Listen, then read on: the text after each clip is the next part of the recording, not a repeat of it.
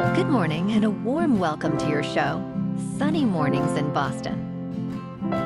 I'm your host, Melissa, and it's Wednesday, December 10th. You'll be interested to know. 124 years ago, today, in 1901, the inaugural Nobel Prizes honored pioneering achievements in physics, chemistry, medicine, literature, and peace, recognizing individuals whose work advanced human knowledge and welfare. This landmark recognition established an enduring international standard of excellence and inspired generations of scientists, writers, and activists to pursue creative, beneficial breakthroughs. So now you know. And now, it's time for the weather report.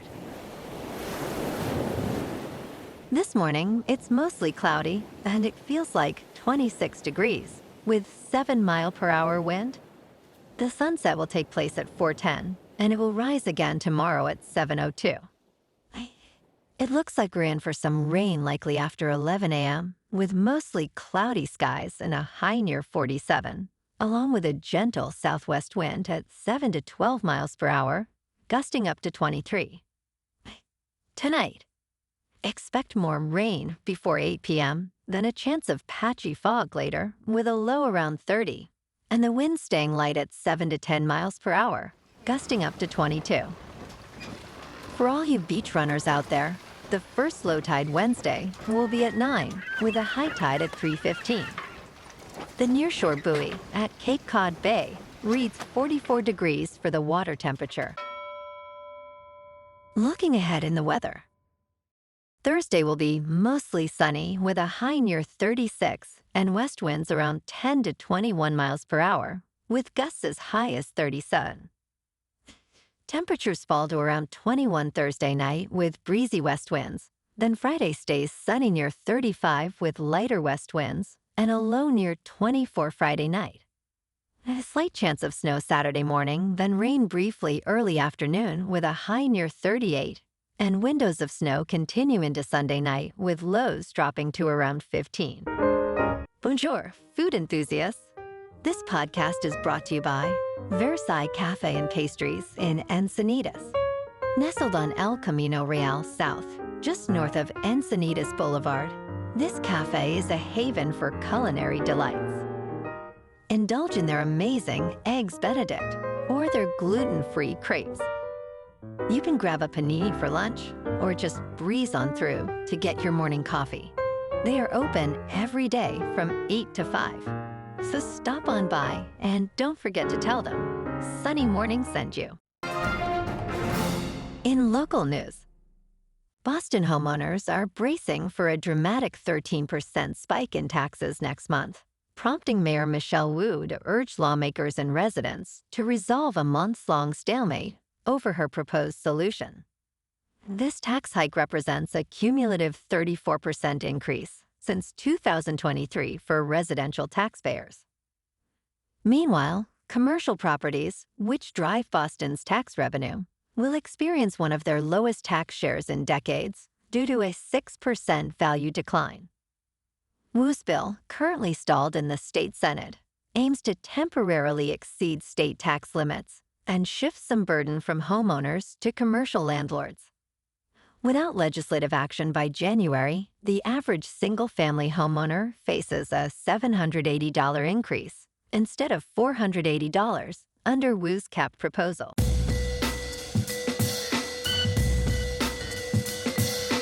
Now on to sports. Notre Dame has taken its ball and gone home, and everyone is worse off for it. The 10-2 Fighting Irish announced they would not accept a bowl bid after being the first team left out of the college football playoff field.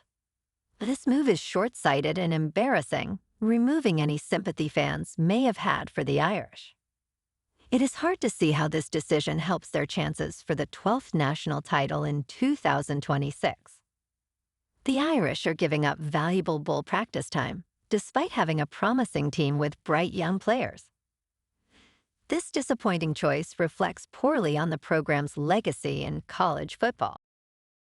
In local sports, Last night, the Blues hosted the Bruins in their final regular season meeting, with the Bruins winning 5-2, sweeping the season series.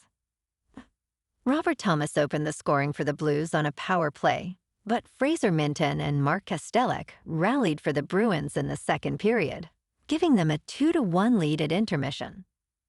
The third period saw Minten score again, along with Kastelic, while Pavel Zacha sealed the victory with a late goal.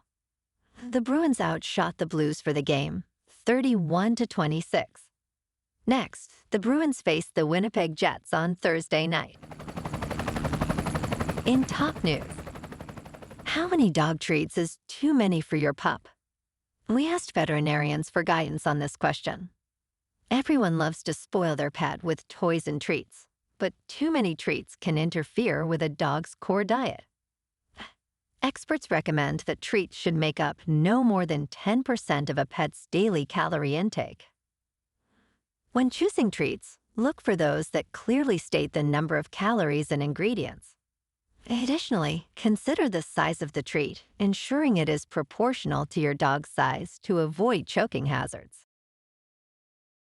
In business news, silver prices have just smashed a new record. With the precious metals value roughly doubling since the start of the year, far outpacing stocks, gold, and cryptocurrencies. On Tuesday, silver broke a fresh record, rising above $60 per troy ounce on New York's commodity exchange for the first time ever. Analysts attribute this surge to a mix of factors, including a weakened dollar, tariff politics, and supply shortages. With industrial demand soaring and technological changes driving usage, demand is greater than supply every year. The silver boom is boosting mining companies, with notable stock price increases across major firms. In crypto movement, Bitcoin is up 3% to about $93,000. Ethereum is up 7% to just over $3,300. And XRP is up 1% to $2.08. Moving on to a more local vibe. In our community spotlight on health and wellness, we are working with a national Pilates studio to bring you some free classes, so listen up. Check out Club Pilates, with several locations in the Boston area. Pilates presents a comprehensive wellness approach, cultivating strength, reducing tension, and elevating mental well-being. Scientific research affirms its benefits. So now you can check out Club Pilates for a free class. With locations in Canton, Wellesley, Hingham, Brookline, and Framingham, just be sure to tell them Sunny Morning sent you by. And now, back to the show. Let's talk tech. Google is powering a new United States military artificial intelligence platform. The company states that Gemini can assist with tasks like summarizing policy handbooks and creating risk assessments. The Department of Defense is launching its own bespoke AI platform, GenAI.mil, with Google Cloud's Gemini as the first available tool, according to a press release. Secretary of Defense Pete Hegseth claims the platform puts the world's most powerful frontier AI models directly into the hands of every American warrior. He emphasized that the future of American warfare is here, and it's spelled AI. Google asserts that the platform is for unclassified work only, ensuring that data is not used to train public models.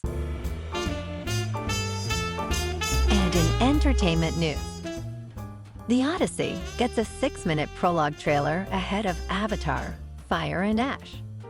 When millions of moviegoers fill IMAX auditoriums to see James Cameron's Avatar, Fire and Ash, they will enjoy an extended sneak peek at one of 2026's biggest films, Christopher Nolan's The Odyssey.